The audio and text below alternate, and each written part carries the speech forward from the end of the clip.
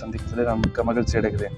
ஆண்டவராய் இயேசு கிறிஸ்துவுக்குள் நீங்கள் யாவரும் சந்தோஷமாய் சமாதானமாய் இருப்பீர்கள் என்று விசுவாசிக்கிறேன். இந்த நாளில் தேவன் நமக்கு தந்திருக்கிற நல்ல வசனத்துக்கு நேராக நாம் கடந்து செல்லலாம். சங்கீதம் 57 அதனுடைய 2வது வசனம். எனக்காக யாவையும் செய்து முடிக்கப் போகிற தேவனாகிய உன்னதமான தேவனை நோக்கி கூப்பிடுவேன். ஆமென். தேவனுடைய பிள்ளைகள் யாரை நோக்கி கூப்பிட வேண்டும்?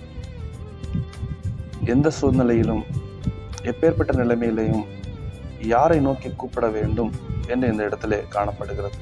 நமக்காக யாவையும் செய்து முடிக்க போகிற, நமக்கு எல்லாவற்றையும் செய்து தரப்போகிற தேவனை, ஆண்டவராய் இயேசு கிறிஸ்துவை, மெய் தேவனை நாம் கூப்பிட வேண்டும். ஆமென்.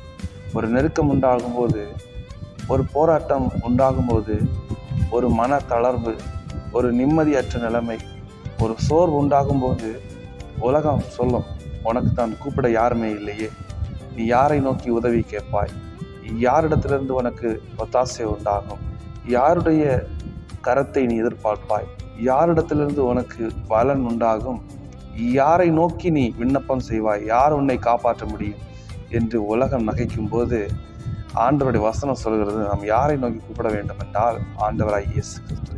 ஆபத்து காலத்தில் என்னை நோக்கி நீ கூப்பிடு, நான் உன்னை விடுவிப்பேன் என்று வசனம் சொல்கிறது. அதே போல இங்கே சொல்கிறது, நான் எனக்காக யாவையும் செய்து முடிக்க போகிற என் தேவனாய் கர்த்தரை நோக்கி நான் கூப்பிடுவேன். ஆமென்.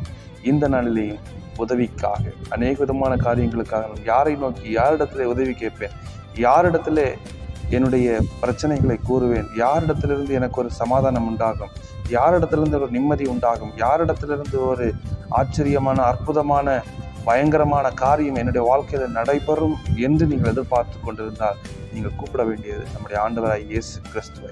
அவர் ஒருவர் தான் நம்முடைய கூப்பிடுதலுக்கு செவியை கேட்பார். அவர் ஒருவர் தான் நம்முடைய கூப்பிடுதலுக்கு செவியை சாய்ப்பார். அவர் ஒருவர் தான் நம்முடைய கூப்பிடுதலை ஏற்றுக்கொண்டு ஓடி வந்து நமக்கு உதவி செய்கிற நல்ல தகப்பன். அவர் சொல்லியிருக்கிறேன், நான் கூட இருக்கிறேன், நீ கலங்காதே, திகையாதே, நான் உன்னை பாதுகாக்கிறேன், நான் உன்னை வழி நடத்துகிறேன், நான் உன்னை போஷிக்கிறேன், நான் உனக்கு அன்பாக இருக்கிறேன், உன்னை போஷிக்கிறேன் என்று ஆண்டவர் சொல்லுகிறார். மனிதனால் சொல்ல முடியாது. ஆண்டவராய் இயேசு கிறிஸ்துவால் மாத்திரமே அதை செய்ய முடியும். நாம் அவரை நோக்கி கூப்பிடும்போது, ஆபத்து நேரமாக இருந்தாலும், வியாதியின் நேரமாக இருந்தாலும், கடன் பிரச்சனையாக இருந்தாலும், சோர்வு நேரமாக இருந்தாலும், எல்லா நேரத்திலும் நாம் அவரை நோக்கி கூப்பிடும்போது அவர் நிச்சயம் நான் கூட இருக்கிறேன் என்று வலது கரத்தை பிடித்து நம்மை வழி நடத்த அவர் வல்லமையுள்ள தேவனாய் காணப்படுகிறார். ஆசையில சோசம் உள்ள மனிதனை நம்பாதீர்கள் என்று வசனம் சொல்லுகிறது. ஆண்டவராய் இயேசு கிறிஸ்துவை நாம் நம்புவோம், அவரை விசுவாசிப்போம், அவரை நோக்கி கூப்பிடுவோம். அவர் நம்முடைய கூப்பிடுதலின் வார்த்தையை கேட்டு ஓடி வந்து நமக்கு உதவி செய்கிற நல்ல தகப்பனாய் காணப்படுகிறார்.